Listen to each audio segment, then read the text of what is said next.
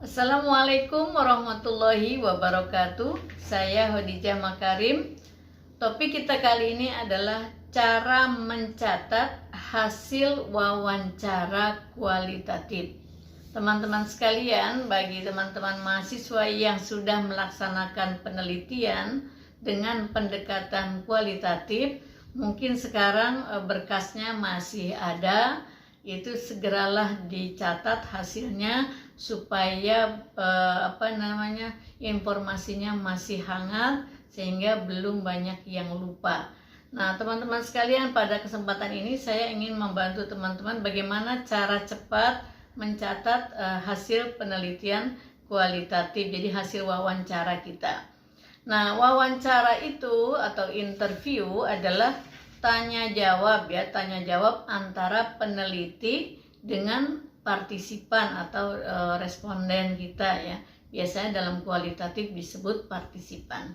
Nah, bisa juga misalnya yang wawancara itu tidak langsung peneliti tetapi petugas yang membantu peneliti, karena mungkin yang diwawancaranya banyak, peneliti ini dibantu oleh asisten, tapi tetap dia mewakili peneliti. Nah, untuk selanjutnya saya sampaikan wawancara itu adalah tanya jawab antara peneliti dengan responden atau partisipan. Dan yang kedua, punya tujuan ya. Yang ketiga, tatap muka, wawancara langsung, tidak menggunakan media lain.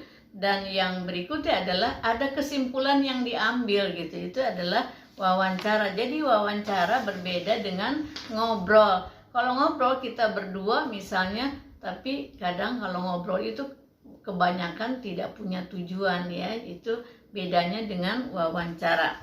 Baik teman-teman sekalian, wawancara itu bisa terbuka, bisa tertutup pedomannya. Jadi kita bisa menggunakan apa yang disebut dengan wawancara terbuka, ada juga yang disebut wawancara tertutup.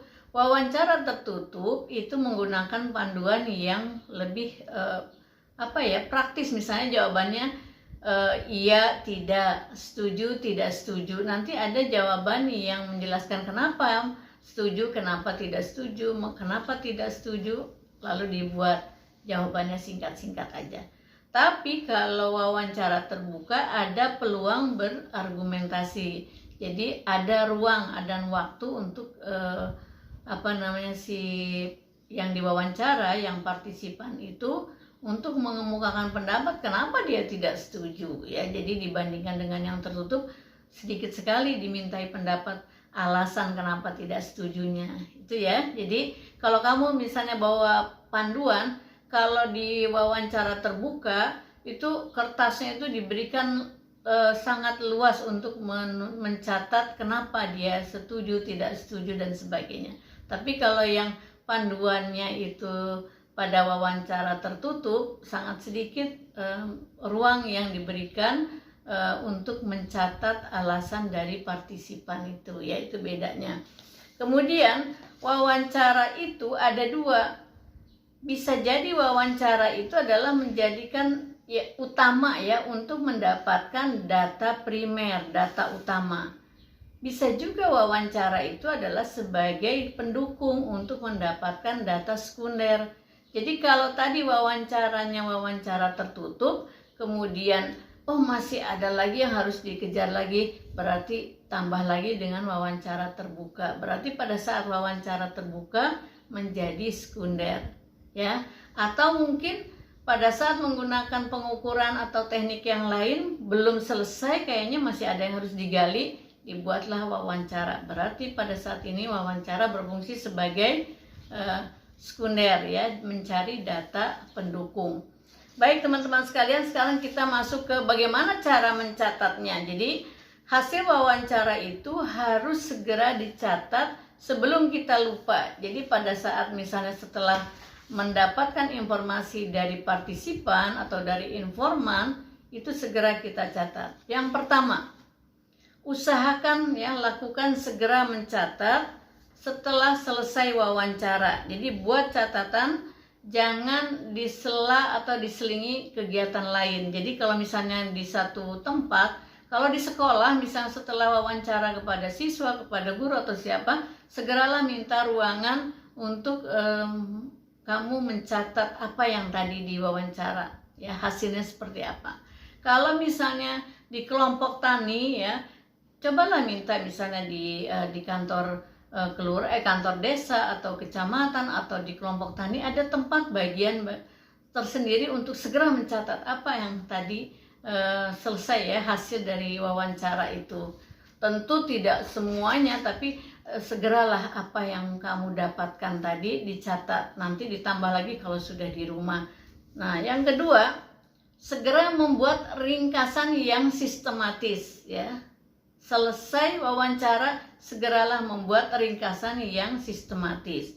Yang ketiga, segera kelompokkan data, ya, jenis data itu sesuai kebutuhannya. Misalnya, data yang sangat penting, data pendukung, dan data yang kurang penting. Nah, data yang kurang penting jangan dibuang. Bisa jadi itu menjadi catatan tambahan pada saat kita akan mengulas atau menginterpretasi pada bab 4 hasil penelitian. Nah, pada saat itu mungkin dianggap data itu kurang penting, tapi mungkin di lain kesempatan ketika dipikirkan lagi, kayaknya ini bisa diangkat menjadi data pendukung gitu, ya. Klasifikasikan data utama, data penting, data yang pendukung, dan data yang kurang penting. Klasifikasikan seperti itu. Kemudian yang keempat, data yang masih belum lengkap atau belum tuntas itu rencanakan untuk kapan untuk segera kembali menanyakan kepada partisipan, ya, kelengkapannya seperti apa. Nah, bagaimana kalau misalnya partisipannya nggak mau ditanya lagi? Nggak apa-apa, kita cari partisipan lain yang karakteristiknya sama gitu. Jadi nggak usah bingung ketika akan menelusuri data yang kurang dari seorang partisipan, dan kemudian partisipan itu ada kemungkinan tidak mau diwawancara ulang, atau mungkin ada halangan atau ada sakit dan sebagainya. Banyaklah hal yang menyebabkan tidak bisa kita datang kepada dia lagi. Tidak usah khawatir, carilah partisipan lain yang mempunyai karakteristik yang sama gitu, ya. Nah, jadi itu kita telusuri. Yang kelima, kesimpulan wawancara, ya. Pernyataan secara ringkas dari kesimpulan wawancara itu kita catat, ya. Jadi pada saat kita mewawancara itu harus berfokus pada isi pembicaraan dari partisipan. Jangan kepada hal-hal yang lain. Jangan pada sikapnya, jangan pada emosinya, ya, itu sedikit aja lah, ya. Tapi berfokuslah pada isi pembicaraan yang sesuai dengan kebutuhan kita. Data yang kita dapatkan dari dia seperti apa, gitu, ya. Nah, baik teman-teman sekalian, nanti pada saat membuat ringkasan hasil wawancara, pilih mau berbentuk dialog atau berbentuk narasi. Jadi ada dua, ya. Pilih, tetapkan sebelum melakukan wawancara sudah ditetapkan. Ketika akan membuat ringkasan langsung dari lokasi penelitian, ketika sudah dapat informasi, nanti mau dicatatnya seperti apa nih? Catatan pertama, ya, mau berbentuk dialog atau narasi, itu ditentukan oleh teman-teman sebelum melaksanakan penelitian sudah direncanakan. Kenapa? Karena kan harus mempersiapkan alat-alat yang dibutuhkan, kelengkapan alat tulis dan sebagainya. Kemudian teman-teman sekalian, untuk membuat ringkasan hasil wawancara itu, pilihlah tempat yang memungkinkan kita punya privasi yang tinggi, bisa fokus, ya, tidak banyak gangguan, tidak bising, tidak ada noise, ya, baik dari manusia maupun alam gitu. Jadi carilah tempat yang aman dan nyaman supaya kita bisa fokus. Jadi kalau misalnya ya silahkanlah, kalau teman-teman mahasiswa pasti tahu, mungkin bisa di tempat yang khusus tadi saya jelaskan, bisa di luar lokasi penelitian, mungkin di tempat makan misalnya sudah janjian sama kantin ataupun kedai ataupun apalah tempat makan yang nyaman sambil minum santai sambil tadi membuat draft hasil wawancara. Nah, baik teman-teman sekalian, kenapa ini harus segera?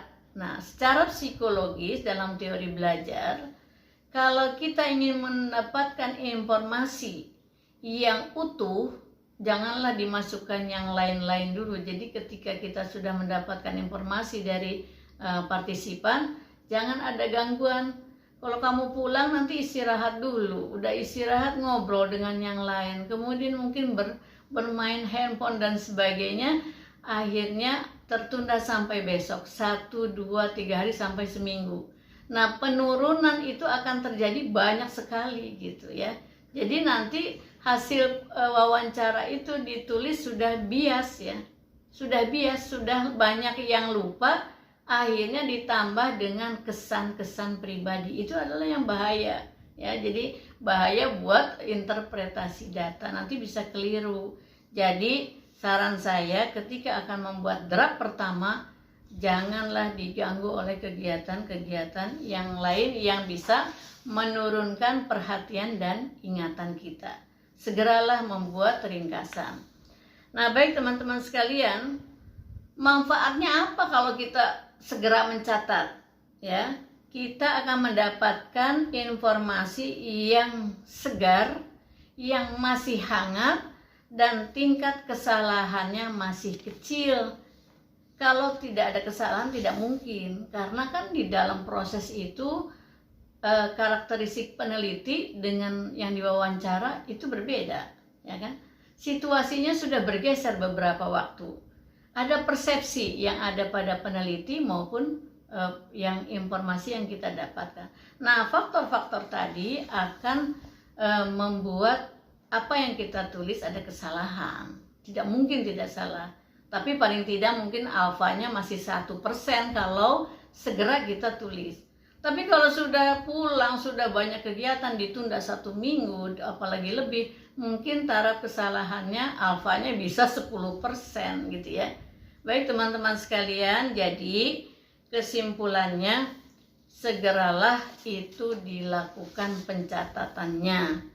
Nanti hasilnya buatlah segera catatan itu sebagai laporan hasil wawancara secara profesional. Polanya adalah buat aja misalnya topik wawancara, lalu tujuan wawancara, identitas partisipan, dan yang terakhir ringkasan wawancara. Buatlah satu file satu partisipan itu. Kalau partisipannya ada 10 berarti ada 10 file yang polanya tadi ada 4 ya. Saya ulangi, topik wawancara, tujuan wawancara, identitas partisipannya, kemudian yang keempat apa ringkasan dari isi wawancara itu.